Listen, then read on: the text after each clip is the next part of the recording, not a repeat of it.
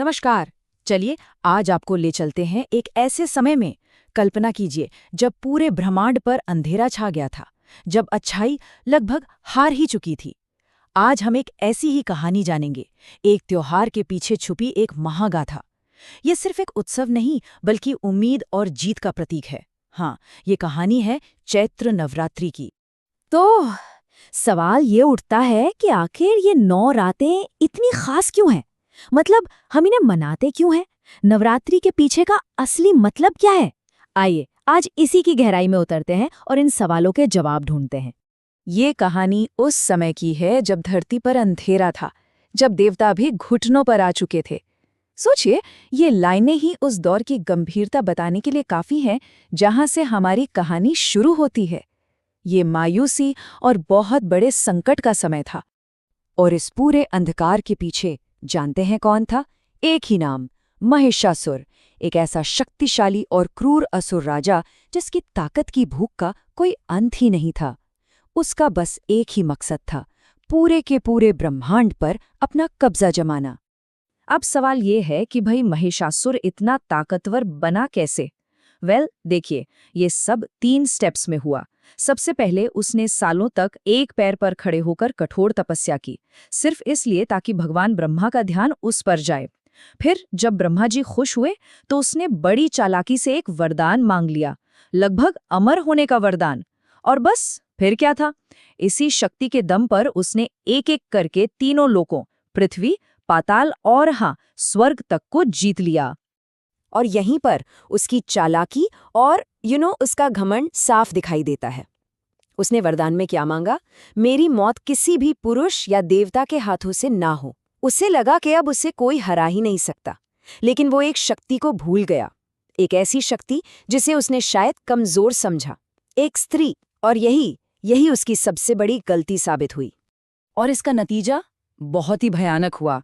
महिषासुर ने स्वर्ग पर कब्जा कर लिया और सभी देवताओं को वहां से निकाल बाहर किया। सोचकर देखिए, देवता धरती पर इंसानों की तरह भटकने के लिए मजबूर हो गए थे। धर्म यानी जो अच्छाई और यूनिवर्स का बैलेंस है, वो पूरी तरह खतरे में पड़ गया था।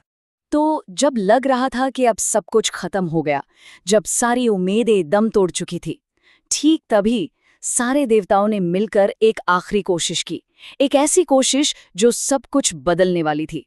और इसके बाद जो हुआ वो सच में किसी चमत्कार से कम नहीं था। ब्रह्मा का तेज, विष्णु की चमक, शिव का रौद्र क्रोध, इंद्र की शक्ति, सभी देवताओं ने अपनी सारी की सारी एनर्जी एक जगह केंद्रित कर दी। और इस महासंगम से एक ऐसा दिव्य प्रकाश निकला जिसने पूरे ब्रह्मांड को रोशन कर दिया। और उसी महान दिव्य प्रकाश से एक शक्ति ने जन्म लिया, एक देवी, माँ दुर्गा। बस यही वो पल था जिसने पूरी कहानी का रुख मोड़ दिया। वो देवताओं की प्रार्थना का जवाब थी और इस ब्रह्मांड की आखिरी उम्मीद। लेकिन वो इस लड़ाई में अकेली नहीं थीं। हर एक देवता ने उन्हें अपना सबसे शक्तिशाली हथियार दिया। शिव जी ने अपना त्रिशूल दिया, विष्णु जी ने सुदर्शन चक्र, इंद्र ने अपना वज्र और हिमालय ने उन्हें अपनी सवारी, एक शक्तिशाली सिंह दिया। सबने मिलकर धर्म की इस लड़ाई के लिए एक ऐसी योद्धा को तैयार किया जिसे कोई हरा नहीं सकता था। और बस यहीं से शुरू हुआ वो महायुद्ध जो पूरे 9 दिन और 9 रातों तक चला। जी हाँ, यही वो युद्ध है जिसे हम आज भी नवरात्रि के रूप में याद करते हैं और मनाते हैं।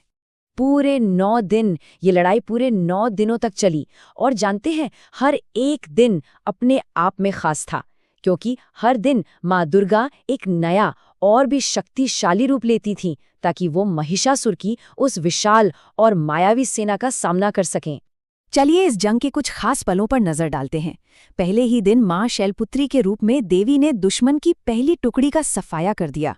7वें दिन तक लड़ाई इतनी भयंकर हो चुकी थी कि माँ को कालरात्रि का रूप लेना पड़ा। उनका ये रूप इतना डरावना था कि पहली बार खुद महिषासुर के दिल में भी खौफ बैठ गया।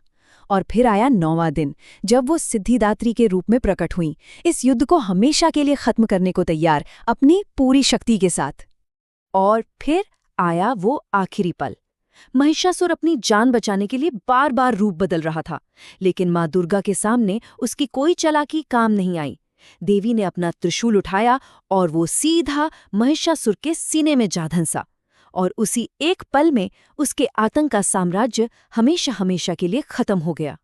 लेकिन रुकिए, ये कहानी सिर्फ एक राक्षस के अंत पर खत्म नहीं होती, इसका एक और भी गहरा मतलब है। तो अब हम ये जानेंगे कि इस जीत के पीछे चैत्र नवरात्रि का असली रहस्य क्या है। तो यहाँ एक और सवाल मन में आता है ना, कि भाई इतनी बड़ी जीत थी तो इसे खास तौर पर चैत्र के महीने में ही क्यों मनाया जाता है। चलिए अब कहानी के क्या से आगे बढ़कर इसके क्यों को समझते हैं। असल में इसके पीछे दो बहुत बड़े कारण हैं। पहला तो ये कि चैत्र का महीना हिंदू कैलेंडर का पहला महीना होता है, यानी नए साल की शुरुआत। तो जाहिर है किसी भी नई शुरुआत के लिए माँ का आशीर्वाद लेने से बेहतर और क्या हो सकता है। और दूसरा कारण जुड़ा है भगवान श्री राम से। जी हाँ, उन्होंने भी रावण से अपने महायुद्ध से पहले जीत का आशीर्वाद पाने के लिए इन्हीं चैत्र नवरात्रि में 9 दिनों तक माँ दुर्गा की उपासना की थी। तो चलिए अब आखिर में इस पर बात करते हैं कि यह हजारों साल पुरानी कहानी आज हमारे लिए क्या मायने रखती है, इसका आज के ज़माने में क्या संदेश है। देखिए, ये कहानी हमें एक बहुत ही गहरी, बहुत ही ज़रूरी बात याद दिलाती है। जैसा कि कहा जाता है, क्योंकि माँ सदा थी, माँ सदा है और माँ सदा रहेंगी। ये लाइनें हमें उस एक दिव्य शक्ति का एहसास कराती हैं जो हमेशा हर हाल में हमारी रक्षा के लिए मौजूद है। तो आखिर में इस जीत का वो कौन सा संदेश है जो कभी पुराना नहीं होता। ये हमें याद दिलाता है कि बुराई चाहे कितनी भी ताकतवर क्यों न लगे, वो हमेशा के लिए नहीं टिक सकती। ये कहानी हिम्मत की है और इस विश्वास की है कि हर अंधेरी रात के बाद सुबह जरूर होती है।